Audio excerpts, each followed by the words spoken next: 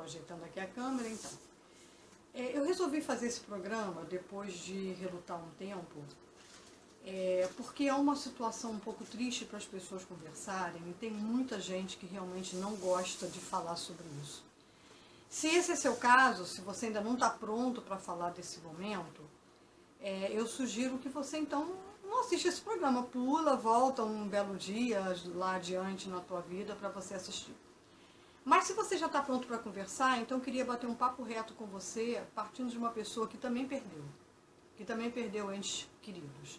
Mais particularmente, nós estamos falando aqui sobre as pessoas que ficaram viúvos ou se separaram de alguém, que é uma situação parecida, digamos assim, não sendo exatamente a mesma situação, mas é uma situação parecida. Então, para começar, eu acho que a primeira coisa que a gente tem que ter em mente é que a gente vai sair dessa. Quando você perde alguém, a sensação que te dá é que abriram um buraco, um fosso, não é? E que você caiu dentro daquele fosso. Quando perdi meu marido, eu costumava dizer que eu me sentia como se eu estivesse num morro, totalmente nua, com a chuva caindo muito forte em cima de mim. Então tem uma música que fala, mas só chove, chove, chove. E eu lembrava daquela música o tempo todo, porque realmente era essa a sensação que eu tinha. A vida tá muito cruel para mim, tá? Só que dentro dessa crueldade, a gente tem que descobrir que existem certas coisas que a gente controla e outras que a gente não controla. As que a gente não controla são, no caso, perder alguém. Você não controla isso, não é? Mesmo que seja por separação. Às vezes a pessoa foi embora porque deu alguma coisa na cabeça dela, ela quis ir, enfim. Ou quando a pessoa morre, ficou doente, aconteceu algum desastre, enfim, a pessoa foi. Você não teve culpa, você não teve nenhuma ingerência sobre aquilo. Mas você tem ingerência sobre o resto da sua vida. E aí é que entra a sua força e sua prontidão. Então eu vou dividir esse programa em 3 partes. E nessa primeira parte eu vou falar da situação mais imediata. O que acontece imediatamente depois que você perde aquela pessoa. Não é? É aquele buraco, como eu já falei para vocês. É um sofrimento ao qual cada um reage como quer, como o seu corpo, como sua mente está pronto para reagir. Eu, por exemplo, quando eu fiquei viúva, eu fiquei muito em estado de choque. No princípio, eu tinha muita adrenalina no corpo ainda.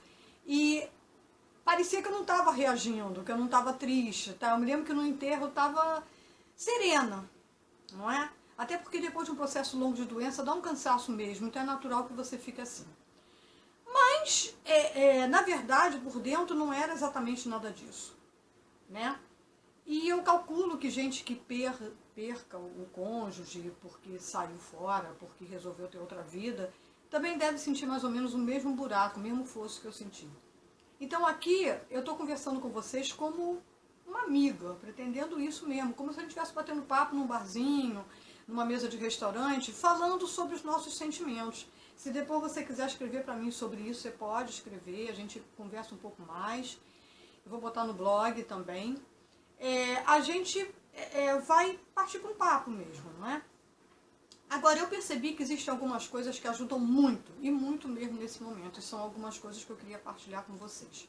Uma delas é uma fé. Essa fé pode estar centrada na religião que você pratica, ou se você não pratica nenhuma, ela pode estar centrada na tua crença, na crença no mundo após a nossa vida, no mundo espiritual, numa situação para que você vai depois que você morre. Por quê? Isso vai... Ou quando você se separa, que foi mais ou menos alguma coisa pela qual você tinha que passar, digamos assim, e tal. Entretanto, vou fazer uma observação aqui, meio uma crítica, inclusive a minha própria religião, tá? Eu percebo que as religiões, elas falam muito das pessoas que foram, né? Então aquela pessoa que foi, ela vai estar lá no mundo espiritual, ou vai estar lá no pós-vida, ou como eles chamarem, etc. Mas, infelizmente, às vezes elas falham em falar sobre a pessoa que fica. E a pessoa que fica é que nos interessa nesse momento. Então aí vai o apoio dos amigos. Provavelmente dentro da sua religião você deve ter vários. Eu tenho um monte. Na minha religião nós somos um grupo gostoso, pessoas que se ajudam e tal. E acredito que você vai encontrar esse tipo de apoio, pessoas com quem você pode conversar, se abrir um pouco mais. E a reação é individual. Tem gente que chora muito, como eu, tem gente que não chora nada. E por aí vai. Isso daí deixa acontecer. É o teu individual, você tem que respeitar. Certo? Uma outra coisa que pra mim ajudou pra caramba, mas ajudou muito, eu acho que foi a coisa que mais me ajudou no primeiro momento, tá? Foi eu partir para fazer coisas que eu gostava.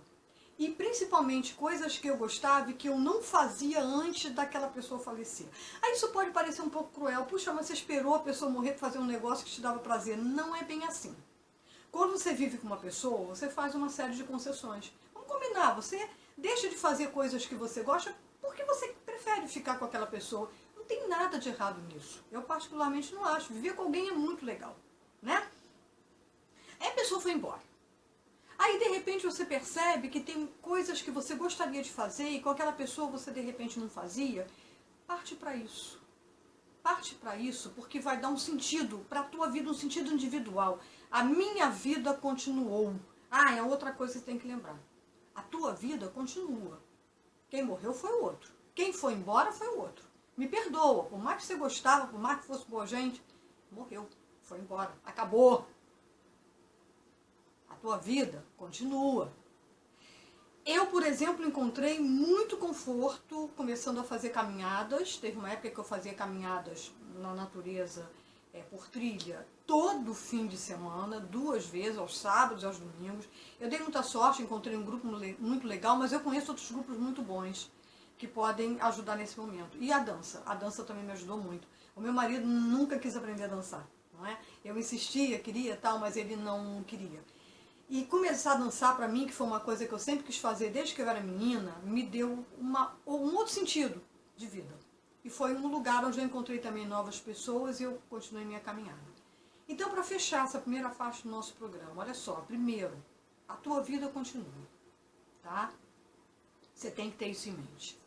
Segundo, você vai dar a volta por cima. Vai sim, você consegue, tá? Você consegue. Pode parecer que agora, meu Deus do céu, tá tudo muito ruim, só chove, só chove, só chove. Eu sei, eu passei por isso também, mas você consegue. E terceiro, procura fazer coisas que te deem prazer, que te animem. Tem gente que diz que gosta de redecorar a casa toda, eu também fiz isso, e é legal.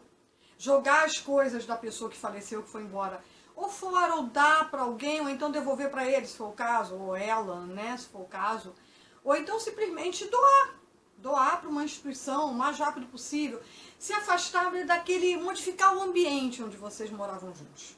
Isso vai começar a te dar apoio, né? Então a gente agora vai interromper para depois a gente fazer o programa 2.